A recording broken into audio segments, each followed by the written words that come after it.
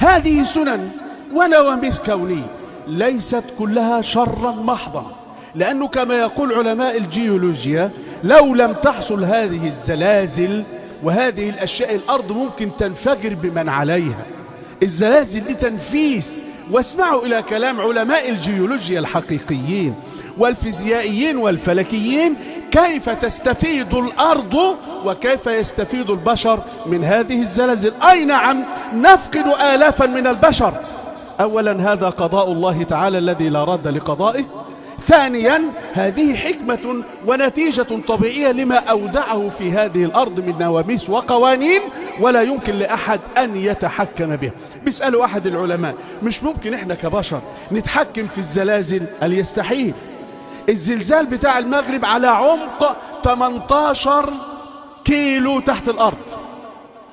أقصى عمق وصل إليه البشر في الحفر من أجل الوصول إلى بعض الأشياء 12 كيلو بس. هتتحكم في إيه؟ و12 كيلو ولم يتحكموا في الآلات اللي بتحفر، لأن الأرض فيها غازات وفيها ما فيها بتدمر آلات الحفر وهي داخل الأرض دون أن يملك أحد لها شيئا.